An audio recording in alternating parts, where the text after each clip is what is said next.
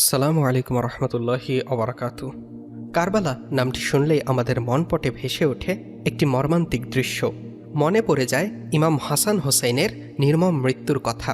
কারবালার ঘটনা ইসলামের ইতিহাসে একটি কালো অন্ধকারময় একটি অধ্যায়, যেখানে নির্মমভাবে হত্যা করা হয় বিশ্বনবী হজরত মুহাম্মদ সাল্লাল্লাহু আলাইহি ওয়াসাল্লামের দৌহিত্র ইমাম হোসাইন রাদিয়াল্লাহু তাআলা আনহুকে। আজকের ভিডিওটিতে আলোচনা করব কারবালার সেই মর্মান্তিক কাহিনী, যে কাহিনী শুনলে যে কারো অন্তর নরম হয়ে চোখ দিয়ে পানি গড়িয়ে পড়বে। হজরত মুহাম্মদ সাল্লাল্লাহু আলাইহি ওয়াসাল্লাম মক্কা হতে মদিনা গমনের পরবর্তী চতুর্থ হিজরিতে নবীকন্যা হজরত ফাতেমা রাদিয়াল্লাহু তাআলা আনহা এবং ইসলামের চতুর্থ খলিফা হজরত ইমাম আলী রাদিয়াল্লাহু তাআলা আনহুয়ের কোল জুড়ে পৃথিবীতে আগমন ঘটে হজরত ইমাম হোসাইন রাদিয়াল্লাহু তাআলা আনহুয়ের। স্বয়ং নবী করিম সাল্লাল্লাহু আলাইহি ওয়াসাল্লাম তার কানে প্রথম আজান দেন এবং তার আকিকা পালন করেন। নবীজির কাছে তার দুই দৌহিত্র ইমাম হাসান এবং হোসাইন ছিলেন অত্যন্ত প্রিয়। তাদের দেখার নিমিত্তে প্রায়ই তাদের ঘরে যেতেন, তাদের খেলতে দেখে প্রীত হতেন এবং বুকের সাথে লাগিয়ে রেখে আদর করতেন। মাঝে মধ্যে নামাজ পড়ার সময়ে তার দৌহিত্রগণ এসে পিঠে উঠে বসে থাকত। নবীজি ধীরে সুস্থে নামাজ সম্পন্ন করে তাদের নিজের কোলে নিয়ে বসতেন। নবীজি বলতেন, যারা তাদের ভালোবাসে তারা আমাকে ভালোবাসে, যারা তাদের প্রতি বিদ্বেষ পোষণ করে তারা আমার সম্পর্কেও বিদ্বেষ পোষণ করে। আমি হোসাইনের এবং হোসাইন আমার। যে হোসাইনকে ভালোবাসে আল্লাহ সুবহানাহু ওয়া তাআলাও তাকে ভালোবাসবে। নবীজি একদা মসজিদে শুক্রবারের খুতবা প্রদানকালে হোসাইন রাদিয়াল্লাহু তাআলা আনহু প্রবেশ করলে নবীজি তাকে দেখে মিম্বার হতে নেমে আসেন এবং তাকে কোলে তুলে বুকের সাথে লাগিয়ে রেখে মহান আল্লাহর দরবারে দোয়া করেন, হে আল্লাহ, আমি তাদের উভয়কেই ভালোবাসি, আপনিও তাদের একই রকম ভালোবাসুন। বুখারী শরীফ। ইমাম হাসান রাদিয়াল্লাহু তাআলা আনহুয়ের বিষপান। ইমাম হাসান তার পিতার সহিত যুদ্ধে অংশগ্রহণ করেন এবং ইসলামের ইতিহাসে তিনি একজন যোগ্য ব্যক্তি ছিলেন। হজরত আলী রাদিয়াল্লাহু তাআলা আনহুয়ের শাহাদতের পর 10 বছর যাবৎ ইমামের দায়িত্ব পালন করেন তিনি এবং 50 হিজরিয়ের 28শে সফর 47 বছর বয়সে মুয়াবিয়া ইবনে সুফিয়ানের চক্রান্তে প্রলুব্ধ হয়ে তার স্ত্রী জোদা বিনতে আসআস বিন কায়েসের বিষ প্রয়োগের ফলে তিনি শাহাদত বরণ করেন। কারবালা কোথায় অবস্থিত? যা ইরাকের মধ্য দক্ষিণে অবস্থিত এবং বাগদাদ হতে 100 কিলোমিটার দক্ষিণাংশে অবস্থান। পবিত্র শহরের মধ্যে এটি অন্যতম, কারণ কারবালা ময়দান যেখানে নবী করিম সাল্লাল্লাহু আলাইহি ওয়াসাল্লামের অতি আদরের দৌহিত্র ইমাম হোসাইন রাদিয়াল্লাহু তাআলা আনহু শহীদ হন এবং তার কবরস্থান অবস্থিত। কারবালার সঠিক ইতিহাস ও কারবালা যুদ্ধের কারণ। মহানবী সাল্লাল্লাহু আলাইহি ওয়াসাল্লামের ওফাতের আগে তিনি উত্তরাধিকার সূত্রে খলিফার জন্য কাউকে মনোনয়ন না করে বরং তা জনগণের চাহিদার ওপর ছেড়ে দিয়েছিলেন। সেই সূত্রে ইসলামের 4 খলিফা নিযুক্ত হয়েছিলেন গণতান্ত্রিকভাবে জনগণের চাহিদা অনুযায়ী। তবে উমাইয়া বংশের খিলাফত লাভের পর গণতান্ত্রিক প্রথা বিলুপ্ত হয়ে রাজতন্ত্রের শাসন কায়েম হয়। এজিদের ইতিহাস।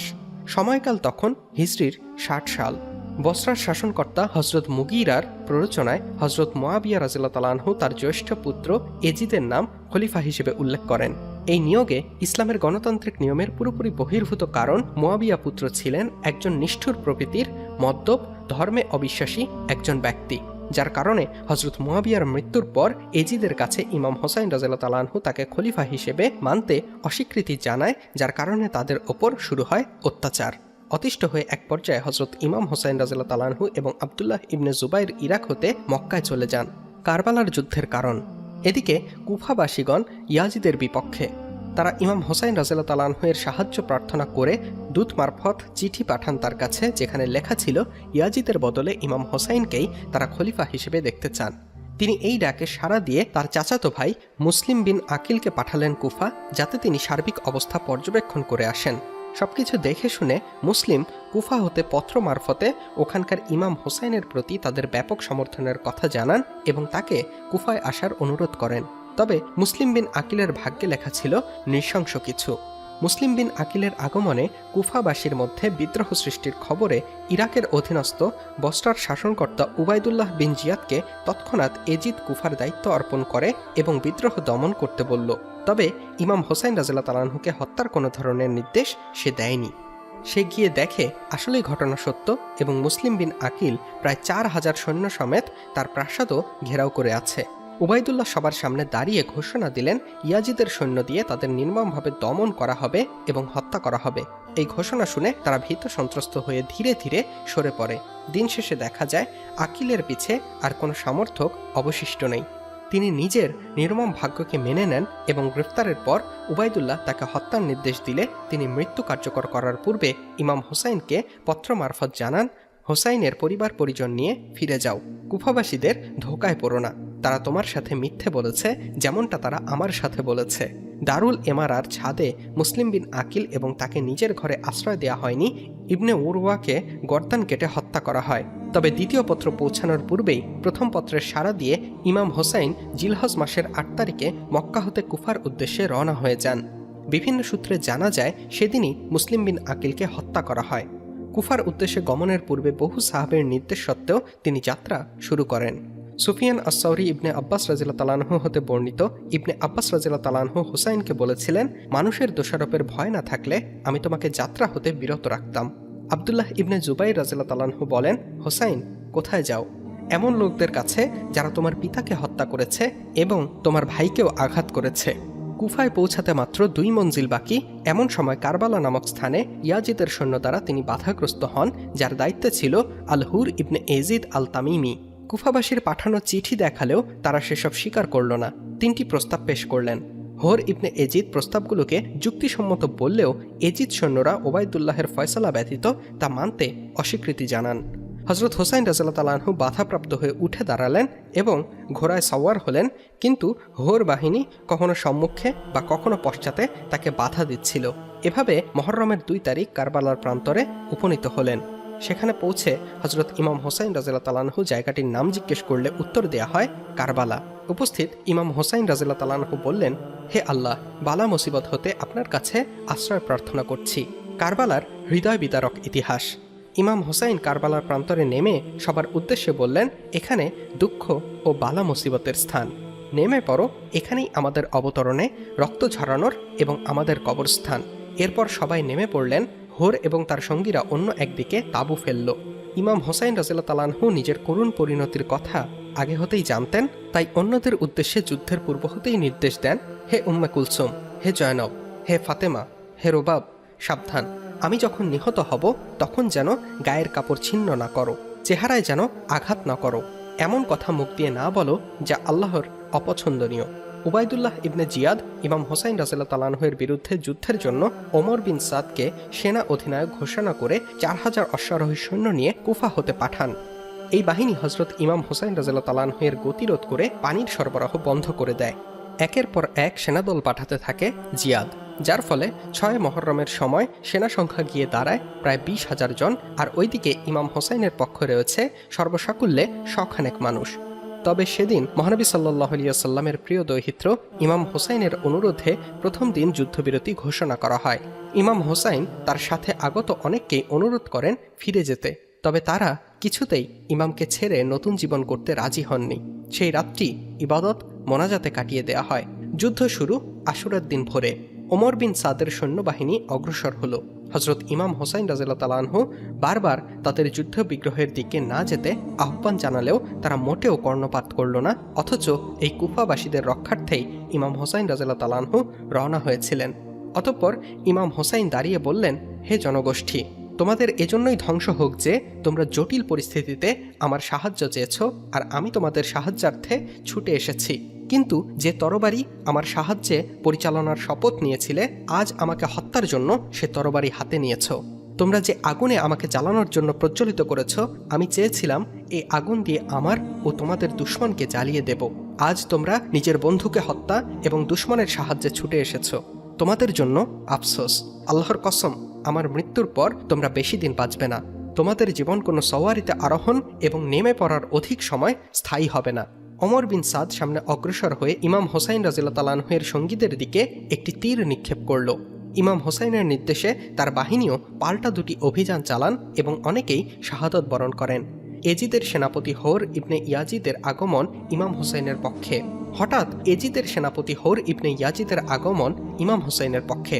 হঠাৎ হোর ইবনে ইয়াজিদ ওবায়দুল্লাহ সেনাপতি ওমর বিন সাদকে লক্ষ্য করে বললেন, হোসাইনের সাথে যুদ্ধ করতে চাও? হ্যাঁ, আল্লাহর শপথ, এমন যুদ্ধ করব যাতে সহজেই শরীর হতে মাথাগুলো বিচ্ছিন্ন করা যায় আর হাতগুলো ধর থেকে পৃথক করা যায়। ওমরের জবাব। হোর ইবনে ইয়াজিদ ছিলেন কুফার সবচেয়ে বড় পরীক্ষিত যোদ্ধা। তবে ওমরের এমন জবাবে তিনি দল থেকে পৃথক হয়ে যান এবং কাঁপতে থাকেন। মুহাজির বিন আউস জিজ্ঞেস করলেন, সে কাঁপছে কেন? জবাবে হোর বললেন, আল্লাহর কসম, আমি নিজেকে বেহেশত ও দোজখের মাঝখানে দেখেছি, তবে খোদার শপথ, বেহেশত ব্যতীত অন্য কিছুকে প্রাধান্য দেব না। এতে যদি নিজের শরীর টুকরো টুকরো হয় বা জ্বালিয়ে ভস্মীভূত করা হয়। তিনি হাঁক দিয়ে ইমাম হোসাইনের দিকে অগ্রসর হয় এবং বলতে থাকেন, হে আল্লাহ, তোমার দিকে প্রত্যাবর্তন করছি, আমার তওবা কবুল করো, কারণ আমি তো তোমার বন্ধু এবং তোমার নবী নন্দিনীর সন্তানদের ভয় দেখিয়েছি। নিজের জীবন আল্লাহর পথে বিসর্জন দেওয়ার বাসনা নিয়ে তিনি ইমাম হোসাইনের দলে চলে আসেন এবং যেহেতু তিনিই প্রথম ইমাম হোসাইনের পথ রুদ্ধ করেছিলেন, তাই তিনিই প্রথম শহীদ হওয়ার আশা ব্যক্ত করেন ইমামের কাছে। বীরত্বের সাথে যুদ্ধ করে যখন তিনি শহীদ হন, তার মরদেহ ইমাম হোসাইনের নিকট আনলে তিনি মুখমণ্ডল হতে ধুলোবালি সরিয়ে দিলেন। ইমাম হোসাইনের পুত্রদ্বয়ের মৃত্যু। একের পর এক সাথী নিহত হওয়ার পর ইমাম হোসাইনের পুত্র আলী আকবর রাদিয়াল্লাহু তাআলা আনহু যুদ্ধের অনুমতি নিয়ে বীরত্বের সাথে যুদ্ধ করে শ্রান্ত ক্লান্ত হয়ে এবং চরম পিপাসার্ত হয়ে পিতার নিকট ফিরে এসে পানি খাওয়ার চরম আকুতি জানায়। তবে ইমাম হোসাইন তাকে বীরত্বের সাথে যুদ্ধ শেষ করার নির্দেশ দিলে তিনি ফিরে যান এবং মুনকিস বিন মুররা আব্দির ছোড়া তীরে শাহাদত বরণ করেন। এরপর কাশেম বিন হাসান রাদিয়াল্লাহু তাআলা আনহুর মৃত্যুর পর ইমাম হোসাইন তাঁবুর দরজায় এসে জয়নবকে বলেন, আমার ছোট ছেলেকে দাও, তার কাছ হতে বিদায় নেই। তবে ভাগ্যের কি নির্মম পরিহাস, দুধের শিশুকে হাতে তুলে নিয়ে চুমো দেবার জন্য তুলবেন এমন সময় হারমালা বিন কাহেলের ছোড়া তীর এসে শিশুর গলায় বিদ্ধ হয়, যার ফলে শিশুপুত্র আলী আসগর শহীদ হন। শিশুপুত্রকে নিচে রেখে তার তাজা রক্তে হাত রঞ্জিত হয়ে পড়ে এবং রক্ত ছুঁড়ে দেন আকাশের দিকে। এসব মুসিবত আমার জন্য খুবই সহজ, কেননা এসবই আল্লাহর রাস্তায় হচ্ছে আর আল্লাহ দেখছেন। হজরত ইবনে বাকের রাদিয়াল্লাহু তাআলা আনহু বলেন, ছুঁড়ে মারা রক্তকণার একটুও জমিনে ফিরে আসেনি। ইমাম হোসাইনের ময়দানে অবতরণ। তিনি ময়দানে নেমে শত্রুপক্ষকে মল্লযুদ্ধের আহ্বান জানালেন। দুশমন পক্ষের খ্যাতনামা যোদ্ধারা একে একে ইমাম হোসাইনের আঘাতে ধরাশায়ী হচ্ছে। প্রচণ্ড যুদ্ধ চলতে চলতে শত্রুপক্ষ ইমাম হোসাইনের তাঁবুর কাছে পৌঁছালে ইমাম হোসাইন ফরিয়াদ জানায় যেন তাঁবুতে অবস্থিত নারীদের ক্ষতি করা না হয়। তিনি যতক্ষণ জীবিত আছেন কেউ যেন তাঁবুতে না ঢোকে। সীমার তার প্রস্তাব গ্রহণ করল। এরপরই সীমারের নেতৃত্বে ইমাম হোসাইনকে হত্যার পূর্ব প্রস্তুতি নেওয়া হয় এবং হামলা চালায়। পাল্টা আক্রমণ ইমাম হোসাইন প্রতিরোধ গড়ে তোলেন। তবে তিনি প্রচণ্ড পিপাসার্ত হয়ে পড়লে শত্রুপক্ষ হতে পানি চাইলে এক ফোঁটা পানিও তাকে দেয়া হলো না। অভিশপ্ত সীমারের নেতৃত্বে থাকা দলেরা ইমাম হোসাইনের বদনে প্রায় ৭২টি আঘাতে জর্জরিত করে ফেলে। আঘাতের কারণে তিনি থমকে দাঁড়িয়ে গেলেন। দুর্বলতার দরুন বেশ কিছু সময় যুদ্ধ করতে সক্ষম হননি। এমন সময় একটি পাথর এসে তার পেশানিতে আঘাত করলে রক্ত গড়িয়ে তার জামা ভিজতে শুরু করে। তিনি রক্তের স্রোত বন্ধ করতে উদ্যত হলে একটি বিষাক্ত ত্রিশূল এসে ইমামের বুকে বিদ্ধ হয়। তিনি ত্রিশূলটি টেনে বের করেন এবং রক্ত বন্যার মতো গড়িয়ে পড়তে থাকে। তিনি যুদ্ধ করার শক্তি হারিয়ে নিস্তেজ হয়েও দাঁড়িয়ে রইলেন। এত সৈন্য থাকার পরেও কেউ মহানবীর দৌহিত্রকে হত্যা করার সাহস জোগাতে পারল না এবং আল্লাহর কাছে মহানবীর দৌহিত্র হত্যাকারী হিসেবে চিহ্নিত হওয়ার ভয়ে পিছু হটে যায়। তবে কান্দা গোত্রের মালেক বিন ইয়াসার ইমাম হোসাইনের সামনে দাঁড়িয়ে তাকে অত্যন্ত খারাপ ভাষায় গালিগালাজ করে মাথায় তরবারি চালিয়ে দেন। তরবারি তার পাগড়ি ভেদ করে মাথায় ঢুকে যায়। উক্ত পাগড়ি ছিল মহানবী সাল্লাল্লাহু আলাইহি ওয়াসাল্লামের, যা ইমাম হোসাইনের রক্তে রঞ্জিত হয়ে পড়ে। ইমাম একখানা রুমাল দিয়ে মাথা বাঁধলেন এবং একটি টুপি চাইলেন। এরপর পাগড়ি দিয়ে ভালোভাবে মাথা বাঁধেন। সামান্য বিরতি দিয়ে জিয়াদের সৈন্য তাকে চতুর্দিকে ঘিরে ফেলে। এরপর ওমরের নির্দেশে বেশ কয়েকজন ইমাম হোসাইনের মাথা হতে ধর বিচ্ছিন্ন করতে এগিয়ে গেলেও ফিরে আসে। নাবালক ভাতিজা আবদুল্লাহ ইবনে হাসান তাঁবু হতে দৌড়ে এসে চাচার সামনে এসে দাঁড়ায়, তবে শত্রুপক্ষের তীরের আঘাতে সেও শহীদ হয়। সীমার জিল জওশন এগিয়ে আসলে ইমাম হোসাইন আসরের নামাজ পড়ার অনুমতি চেয়ে নামাজ পড়াকালীন সিজদায় যখন নত হন, সে সময় সীমার তার ওয়াদা ভঙ্গ করে বলে, খোদার শপথ, আমি তোমার মাথা বিচ্ছিন্ন করছি, এটা জেনেও যে তুমি মহানবীর দৌহিত্র এবং পিতামাতার দিক হতে অতি উত্তম। এ বলে মহানবীর প্রিয় দৌহিত্রের শরীর হতে মাথা ছিন্ন করে ফেলে। ইমাম হোসাইনের মৃত্যুর পরবর্তীতে অপরাধীদের শাস্তি। মোক্তার সাফাফি পরবর্তীতে ইমাম হোসাইনের মৃত্যুতে সহায়তা করা সেনান বিন আনাসকে পাকড়াও করে এবং তার আঙ্গুলগুলোর প্রতিটি গিট বিচ্ছিন্ন করে ফেলে। ইমাম হোসাইনকে উলঙ্গ করে ফেলার অভিশাপে আবহুর বিন কাবের দুরারোগ্য ব্যাধি হয়, যার ফলে তার হাত শুকনো কাঠ এবং ঠান্ডা হয়ে রক্ত ঝরতে থাকে। যতদিন তার মৃত্যু হয়নি ততদিন। তার জামা খুলে পরিধান করা ইসহাক বিন হাবিয়া হাজরামি শরীরে শ্বেত রোগের সৃষ্টি হয় এবং শরীরের সকল পশম ঝরে পড়ে। ইমামের পাজামা পরিধান করা আবহর বিন কাবের শরীর অবশ হয়ে যায়।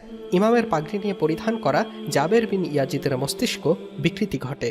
তার আংটি নেয়ার অপরাধে বজদিল বিন সালিনকে হাত পা কেটে ছেড়ে দেওয়া হয় মুখতারের নির্দেশে। ইমাম হোসাইন রাদিয়াল্লাহু তাআলা আনহু সত্য ও ন্যায় প্রতিষ্ঠার জন্য কুফাবাসীদের আহ্বানে এগিয়ে এসেছিলেন কোনো ধরনের যুদ্ধ প্রস্তুতি ছাড়াই। বিশ্বাসঘাতকতা এবং হিংস্রতার করাল থাবায় তিনি শাহাদত বরণ করেন, অথচ তার নানাজান হযরত মুহাম্মদ সাল্লাল্লাহু আলাইহি ওয়াসাল্লাম এদেরকেই ক্ষমা করে দিয়েছিলেন। সুবহানাল্লাহ।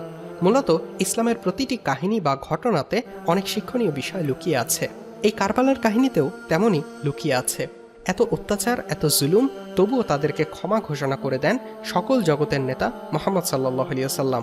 আজ ইমাম হাসান হোসাইন দুনিয়াতে নেই, কিন্তু আজও তারা ইতিহাসের পাতায় তাদের নাম স্বর্ণাক্ষরে লিপিবদ্ধ রয়েছে, যারা তাদের কর্ম দিয়ে আজও অমর হয়ে আছে। তবে যারা এজিদের সাথে ছিল, সাময়িকভাবে মনে হয়েছিল তারা বিজয়ী, কিন্তু ইতিহাস তো ঘটনা ঘটার পরে লিপিবদ্ধ হয়। ইতিহাস বলে এজিদ বা তার দলবল সবাই নিন্দিত, আর ইমাম হাসান ও ইমাম হোসাইন নন্দিত। সারা জীবন মানুষ তাদের নাম মুখে উচ্চারণ করবে আর দোয়া করবে, আর এজিদের নাম নেবে আর বদদোয়া করবে। আল্লাহ সুবহানাহু ওয়া তাআলা ইমাম হাসান ও ইমাম হোসাইনের জীবনী থেকে শিক্ষা গ্রহণ করে বাস্তব জীবনে আমাদের আমল করার তৌফিক দান করুন। আমিন।